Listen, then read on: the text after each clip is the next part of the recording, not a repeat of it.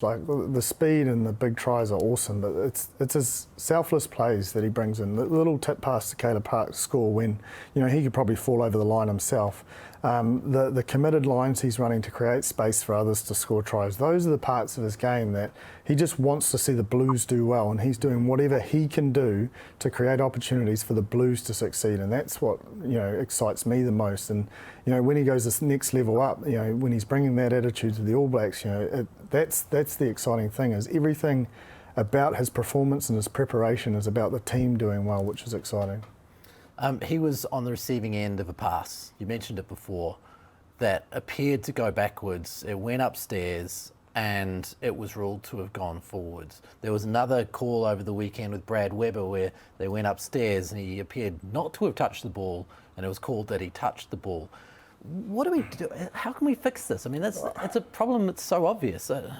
Well, I think first off we'll start with Rico's one. If you go on to YouTube and look up Total Rugby forward pass, they did a physician did a study or whatever, and it's called relative velocity, and basically it's always going to travel forward. The ball will always travel forward. It's that due to the term relative velocity. Even if I'm running forward and I throw it over my head backwards, it will still travel forward as such, just due to the nature of physics. So they've did a whole thing. They put lines on a grid, and that's where the term it's out of the hands backwards. So it's judged on the player and the vision out of the hands, not the picture of the ball travelling to the player. And if you look at the way Aki is travelling at speed and out of the hands, the ball goes out of the hands backwards and is received by Rico in a position that still looks to the naked eye like the ball goes backwards. So under the current rules, that was adjusted. I think on YouTube this was 9 years ago, before the 11 World Cup or whenever they did it. It's an IRB YouTube video. It clearly states that this is not a forward pass. So they've just clearly got it wrong. And then on the Brad Weber, that just to me, he's banged his arm and it's gone forward. So then the captain's challenge should have been a successful one, and then it would never have got to the yellow card penalty try at a crucial time where the momentum shifted from there, did it not? Like it went to 18-10 and from there the pressure mounted and it went from set piece to set piece penalty, and they eventually got another try through Will Jordan, and with the baggage of 10 losses, it snowballs and the game sort of gets out of control after they've probably made 170 tackles at that stage. But Bryn, it must surely affect the confidence of the players, and especially with the captain's challenge situation, if you know that you're going to go upstairs and, geez, anything could happen. It's a lottery.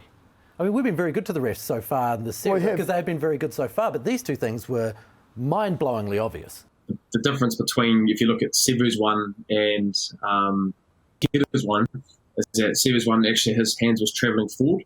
So when we actually were watching that on TV, or when we were watching that, we're like, yeah, that's probably forward, because you could just tell that Sevu's hands had gone kind of forward, so it drifted forward, made it look worse. But I looked at Akira's one, his hand actually went backwards, and it felt like you said, you just alluded to, Jeff, around, it's always going to go forward. Doesn't matter how fast you run. He's probably running about 32 kilometres an hour at speed. It's always going to go forward because you're going at that speed. Because another example I want to give to you, and it doesn't come up, but if we're going to go back on like what we saw on the weekend, if you look at David Havili's try when he busts through and he goes forward and he's running very similar to Akira, and he chucks it forward and he passes it, and it's for a try. You don't think about it being as a forward pass, but if you actually look where it's delivered and where it ends up, it should be forward. Yeah. Predominantly exactly what was. But it's backwards out of the hand, so it's fine. It was very similar to Akira's one, so you just want consistency. I don't think anyone had a problem with Akira's except for the TMO. Like everyone was like, pretty much, I'd say everyone in the. But this is the problem. Like, we shouldn't even be discussing this in a negative sense. That just should be the try of the season, and we should just be talking about it. Like I think you're taking it off Bryn already. Yeah, no, but like Ben came on, and from a ref's point of view, they said they're going to ref with more common sense. And we sat on here last week and we said, we commended them. We said, this is definitely happening. They're definitely, Bryn said he's out there and they're certainly reffing with more common sense, and it's great. Well, I think they got it wrong this weekend, personally, because the Brad Weber situation, I can live with the Leicester Whainuku one, because that is 50, that's great. I can live with that sort of mistake. Just like players, you make mistakes like that. But the Brad Weber and the Akira Ioane forward pass, that is clear and obvious to me, and that's like a not straight a throw. That's not an area you can live with, if you get my drift in terms of a player ref mistake reference. So those are mistakes to me that you can't live with, and they have to be called up, because if you don't, then it allows them for confusion to this week. And I think they'll come out and they'll acknowledge the mistake, because they have been really good at that, the refs this year, and they've put their hand up. I think it was Moody's case.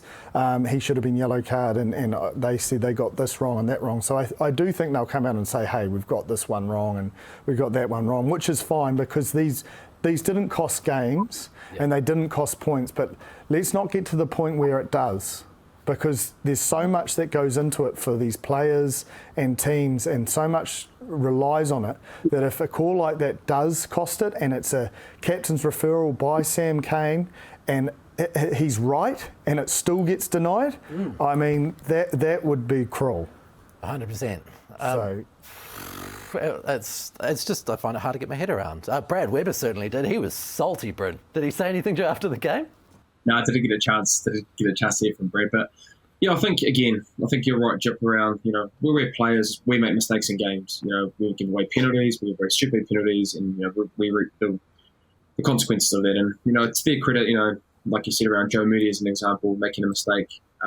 They come out and fronted it. So, like you said, I think if they come out and say they got it wrong, then as players, we can live with that, because there's a form of accountability that's been said. So.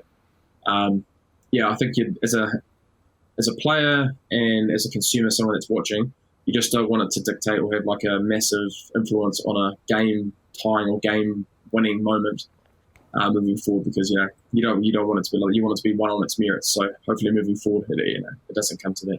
It would be horrible if the Blues Crusaders game, probably the most look forward to game, came down to it. No, let's just not even jinx it. I couldn't cope. And it would go against the Blues. Oh. Well, I'll tell you what, if that Brad Weber one hit his hand, I mean... Yeah. Strength. Actually, Give me strength. I noticed when he got yellow carded for that tackle, and I don't know the 100% on this law, but he appeared to have one of his feet behind the goal line, kind of at the same time that he hit the player that he was tackling on the line. Do you have to have both of your feet behind the goal line? Yeah. You do, both of them. He never got back onside. Look, I'd love to jump to his defence here, but no, he was shockingly offside in that instance. Whether they've been refereeing with getting a metre back, I think you've got to have 2 feet back. But the referral should have just never have got to that point, because it was a forward pass. Yeah,